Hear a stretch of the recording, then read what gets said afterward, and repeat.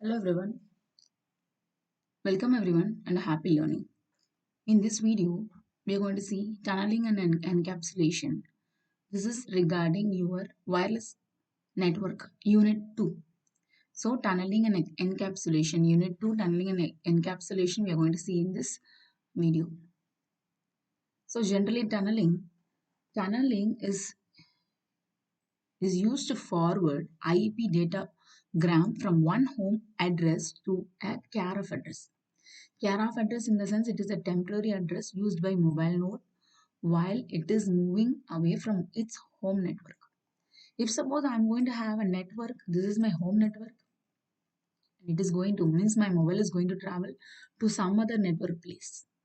That is different. That is a foreign network.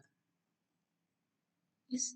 So tunneling means I am going to create a path from my home network to the care of network, care of address. The address which is created in a foreign network is known as your care of address. So tunneling in the sense I'm going to create a path between my home address and as well as my care of address. Okay. So again, care of address in the sense it is temporary address used by mobile node. Mobile node in the sense my mobile which while it is moving away from its home network. If you're going to see here from my home network, it has been moved to some other network. So tunneling is of three types. One is IP within IP encapsulation, that is simplest approach, and minimal encapsulation involves fewer fields and generic routing encapsulation GRE procedure developed prior to the mobile IP. So these are three types, which is three types of IP tunneling. The first one is IP within IP encapsulation. See, the entire IP datagram becomes payload in the new IP datagram. If you're going to see in this diagram, see, this is my payload. This total is becoming my payload. See, the entire IP data is becoming the payload for the new IP data. See, encapsulation means you're going to enclose. General meaning of encapsulation is enclosing something. Okay. So here also, my total IP datagram is encapsulated in the new IP datagram. That's the meaning. So totally I'm making it as a payload. So the inner original IP header unchanged except to decrement time to live by 1. We're going to see here this only is decremented, others are remaining to be same. See, this is your old header and this is your new IP header. I'm just including my new IP header with my old one.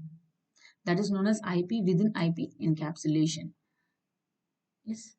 So, see, the outer header is a full IP address in which two fields, version number and type of the service, are copied from an inner header.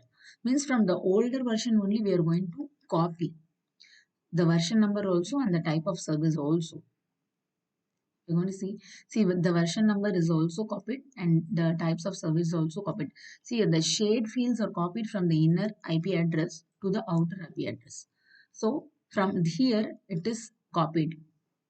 From here it is copied. This is your older one. So from here it is copied here. Okay.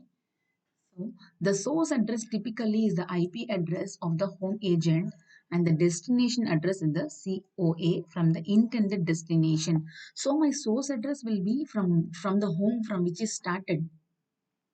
The home agent from where my mobile node is there. No, that is known as my source address. So it will not change. So source address will not change. It will be typically same. What it will change is destination address. That is nothing but my COA because my mobile node is moving from one place to another. From my home network, it is going to move from some other foreign network. So I need to take care of that one. So only those two are important. See, this is source address, this is original destination address, this is your home address. Here if you're going to see, source address is same. Source address is same, destination is changed, care of address. This is my home address. Okay. Destination is going to be your care of address. This is regarding your IP within IP encapsulation. And next is your minimal encapsulation. This result in less overhead and can be used if mobile node, home agent and foreign agent all agree to do so. See, mobile node in the sense where my mobile is going to be. Home agent is from the network. This is my home agent from where I'm having mobile node. This is my home agent. Okay. Foreign agent in the sense my mobile node is going to move to some other network. Okay. When it is going to go to some other network, an agent will be there. That is known as your foreign agent. Okay. Foreign agent is present in your foreign network. Okay. It'll be present in your foreign network. So what will happen in that one is this results in less overhead. It can be used if all these three, your mobile node, your home agent and your foreign agent, it is allowing to communicate with each other. If it is going to allow, then this minimal encapsulation takes place. A new header with the following fields is used between the original IP header and the original IP payload. So what are all the things newly is inserted, encapsulated with the old one is first is protocol, then header checksum, then original destination address, then original source address. These things will be present in your minimal encapsulation.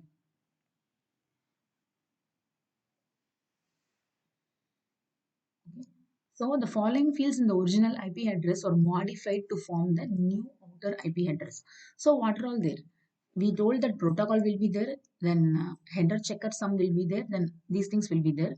So if we are going to have what is a modification we are going to do is total length, then protocol again header check, source address and destination address will be there.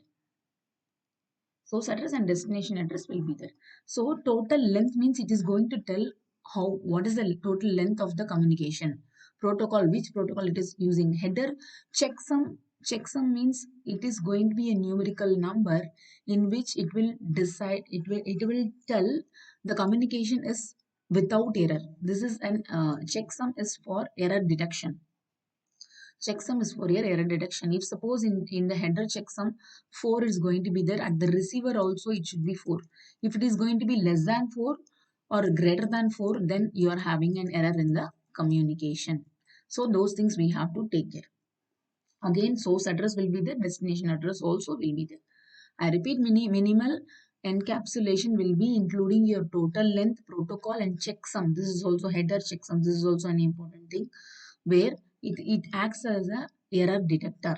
Whether my communication, what I have sent is with error free or error has been occurred can be checked by this header checksum. And next, see, the encapsulation home agent prepares the encapsulated datagram, which is now suitable for tunneling and delivering across the internet to the care of address. So I have encapsulated and it is ready to move. The fields in the minimal forwarding header are restored to the original IP address header, and forwarding header is removed from the datagram. So whatever I have kept as new, that will be there, and the forwarding header it will be removed. See, the total length field in the IP header is decremented by the size of minimal forwarding header, and checksum field is recomputed. See, whenever my checksum field is recomputed means always I will check for error detection and correction. Error, if whether my communication has been given properly or error has been occurred, that will be checked in the checksum. Again, decremented by the size of the minimal forwarding header means, see, if suppose in my forwarding header it is 4 means it will be decremented by each go. Up till 0 it has to get decremented. Once it is going to decremented, then it will terminate the process. Next is your generic routing encapsulation. Generic routing encapsulation allows the encapsulation of packets from one protocol suite into the payload portion of packet of another protocol. If you're going to see the previous two, it will never, it will not go with the protocols. Protocol cannot be changed. But if you're going to see your generic routing encapsulation, it can be suited for any protocol. That is the main advantage. See, the packet of one protocol suits with original packet header and data is taken, and a new uh, generic routing header is prepended. That's what it means. I'm encapsulating with the new header. Together, this forms the new data for the new packet. So for the new packet, I'm giving another header. Finally, the header of the second protocol suite is put in the front. So if you want to see here, see, this is my original header, original data. I'm putting my generic header here. Okay, this is the out header. So totally I'm making it as a new data, and I'm putting my new header here. This is my outer header. I'm putting my new header here. Okay, next. See here, this one, if you're going to see this, this is my new header. This is my new and this is my old one. If you're going to see what is the main difference between your minimal routing encapsulation and IP is this particular flags. C, R, K, S, S, R, E, C, these things. See, other things remain same. Your TTL, all those things, IP checksum, everything, protocols, everything is going to remain same. What exactly these flags are telling is, see, the GRE header start with several flags indicating if certain fields are present or not. By seeing the flag only, I will tell some fields are present or not. A minimal GRE header uses 4 bytes. So it is going to use 4 bytes of data.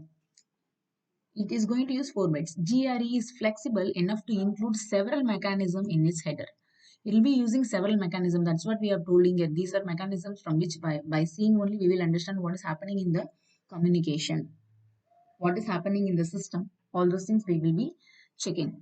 So the C bit indicates the checksum field is present and contains valid information. If C is going to be 1, it is in the sense checksum is present. Okay, means error detect, it's an error detection, so that is present. So by seeing this only we will understand.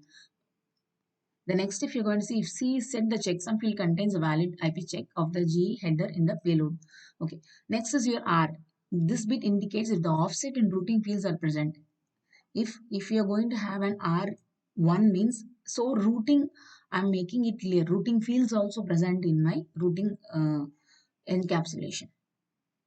Okay, and the next is key field, which may be used for authentication.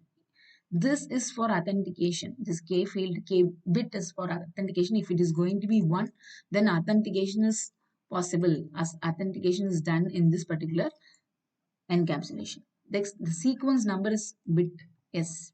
If you're going to see, the sequence number is also important. If the sequence number field is present, then S is set. So this is going to be 1. If it is going to be 1, sequence number is also present in my encapsulation. Sequence number may be used by a decapsulator to restore the packet order. See, encapsulation also, see, if encapsulation means I'm putting an header and just sending my data. Decapsulation means I'm removing the header and taking only the data. Decapsulation means header. What are the things I have included in the encapsulation? All those things I will remove and take only the data. That is known as your decapsulation, means reverse of your encapsulation. The, the recursive control field REC is an important field that additionally distinguishes GRE from IP in IP and minimal encapsulation. See, if you're going to say this field plays a major role. Why? Because how many times this one can be encapsulated. Yes, this field represents a counter that shows a number of allowed recursive encapsulation, how many times it can be encapsulated, that is provided by your REC, recursion control field. It will tell how many times it has to be encapsulated. Okay. And these are my reference, and this is regarding your generic encapsulation. Thank you.